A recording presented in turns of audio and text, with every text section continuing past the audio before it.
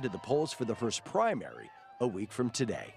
We are happy to be joined now by political analyst C.R. Douglas. So what do you make of the initial results out of Iowa? Well, listen, great night for Buttigieg and Sanders. They're neck and neck with numbers still coming in. A bad night for Biden and Klobuchar, especially Biden. Listen, he's been leading in the national polls, considered basically the front runner in this race. A fourth place showing. A lot of people are going to question his campaign. And finally, Warren, right there in the middle. I mean, not a great night for her, not a horrible night for her.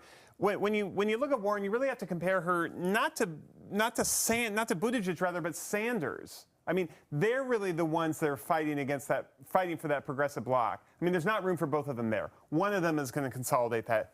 And out of the block, Sanders is doing much better. Buttigieg put all his eggs in the Iowa basket. How big is this for him? Well, it turned out quite well for him, you know. The gold medal here coming out of Iowa, it looks like. Listen, just a few months ago, no one knew this guy, much less could pronounce his name.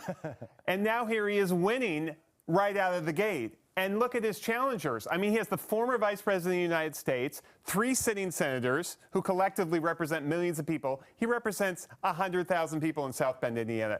Huge victory, huge come from nowhere kind of trajectory. A lot of people are going to take a second look at this campaign after his win. And he embraced the moment when this news broke in New Hampshire. Take a look.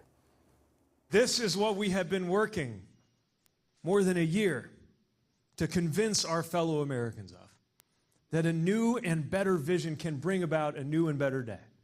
And now we come to New Hampshire.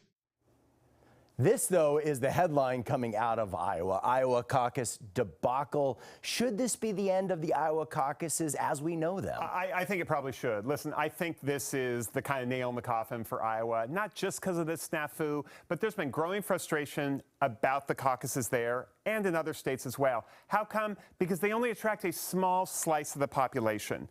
Primaries attract lots more people, 4, 5 times as many people. You want more people to participate is generally the feeling. The caucuses, listen, they're complicated to run. They don't attract enough people. I think they're dead. And difficult to count, as we learned last night. Coming up, we're going to have a look ahead to the next big contest in New Hampshire, Nevada, South Carolina, and talk about who is positioned to do